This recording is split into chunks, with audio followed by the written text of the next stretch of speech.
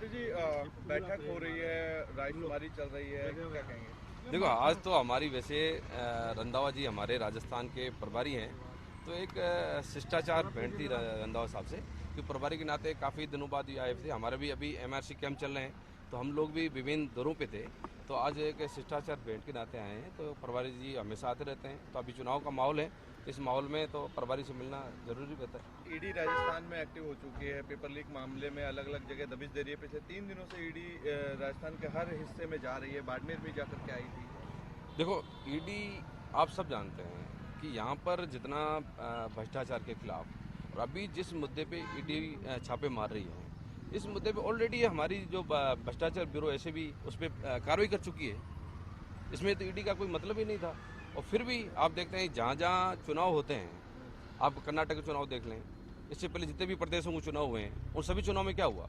यही तो हुआ कि वो जहाँ माहौल ख़राब करने के लिए, लोगों को गुमराह करने के लिए इस प्रकार का एजेंसियों का दुरुपयोग करते हैं। और मुख्यमंत्री जी जितना भ्रष्टाचार के खिलाफ आज तक आप सरकारें उठाए, रिकॉर्ड उठा के देख लें, जितना अशोक गहलोत की सरकारों ने IAS से लेके IPS से लेके RS और बड़े बड़े अधिकारियों के खिलाफ जितनी कार्रवाई कांग्रेस शासन में होती है, इतनी कार्रवाई की सरकार में नहीं होती है। और हमारे तो जीरो टॉलरेंस पे काम हो रहा है, इसलिए तो लोग पकड़े जाते हैं। अब भ्रष्टाचार में कोई भ्रष्टाचारी हो सकता है, और हमारा काम है भ्रष्टाचार के खिलाफ एक्शन लेना, तो वो सरकार काम कर रही है। अब ये लोग सिर्फ चुनावी साल होता है उस समय इस प्रकार की चीज़ें ले जाते हैं, CBI ले आएंगे, इनकम टैक्स लाएंगे, ईडी लाएंगे, सभी एजेंसियों का हमेशा दुरुपयोग करते हैं। तो यहाँ भी ये दुरुपयोग हो रहा है। यहाँ पर सचिन पायलट को लेकर के सुनने में आ रहा है कि वो 11 तारीख को पार्टी लॉन्च कर रहे हैं, इस तरीके की चर्चाएं जोरों शोरों से। आप एक मंत्री भी हैं और कांग्रेस में भी हैं, तो आपको क्या लगता है कि वो पार्टी मनाने जा रहे हैं या इस तरीके की सुगबुगाहट है? देखो, ये सिर्फ एक अफवाह है। जब हमारे राष्ट्रीय अध्यक्ष वेणुगोपाल जी, राहुल गांधी जी वहाँ पर आलाकमान के रूबरू मीटिंग भी होगी और सब क्लियर हो गया कि कांग्रेस को एक साथ मिलकर के चुनाव लड़ना है। और सचिन पायलट साहब भी यही बात करें, कांग्रेस की मजबूती के लिए बात कर रहे हैं, और हमेशा उन्होंने आज तक यही कहा है कि कांग्रेस को मजबूत करना है और हमें मिलकर के चुनाव लड़ना है, वापस 2023 के अंदर राजस्थान में सरकार बनानी है और 2024 में लोकसभा में चुनाव जीतना है। तो आपको नहीं लगता कि वो पार्टी वगैरह? देखो, ये तो मुझे तो सिर्फ अफवाह लग रही है, क्योंकि ये अफवाहें हमेशा चलती रहती हैं। और आप देखें कि कांग्रेस पार्टी का काम बोल रहा है। अभी MRC के अंदर जितना माहौल है, पूरे प्रदेश के अंदर जनता जितनी जागरूक होकर उमड़ रही है, आज जितना लाभ देना था, हमारे कैंप 2 महीने चलते थे, 8-1.5 महीने के अंदर 80% लोगों ने फायदा ले लिए।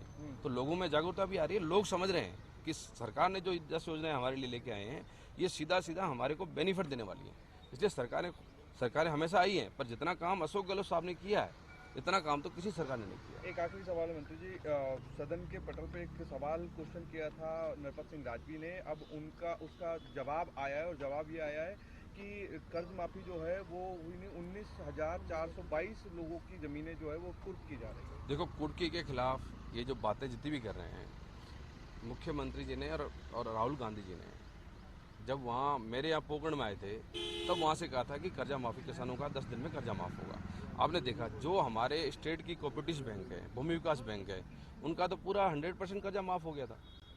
अब बाकी रही जो SBI है, बड़ी बड़ी बैंकें जो सेंटर से लगी हुई हैं, उन बैंकों के लिए भी मुख्यमंत्री जी बार-बार चिट्ठी भी लिख रहे हैं कि आपको स्कीम निकालो। कौन सा आंकड़ा है 19,422 का, जिसमें अब ये तो विधानसभा के पटल पे जवाब दिया गया है, सवाल का जवाब, विधायक का जवाब दिया गया है कि 19,422 किसानों की कुर्की होगी। देखो, मैंने तो राजस्थान में कहीं भी नहीं सुना कि किसी की भूमि कुर्क हुई भी क्या। अभी तक तो एक किसान भी ऐसा कोई सामने नहीं आया है जिनकी जमीन कुर्की हुई हो, सरकार के सामने कोई बात रखी हुई हो। अब ये कहाँ से आए आंकड़े, ये तो मुझे देखने के बाद ही बता पाऊंगा। पर सरकार ने साफ कहा है कि हम किसी प्रकार की किसी की कुर्की नहीं करेंगे। उल्टा हम तो कर्जा माफ कर रहे हैं, और सरकार ने कर्जे माफ किए हैं, और केंद्र सरकार से भी रिक्वेस्ट कर रहे हैं कि आप भी किसानों की मदद करें।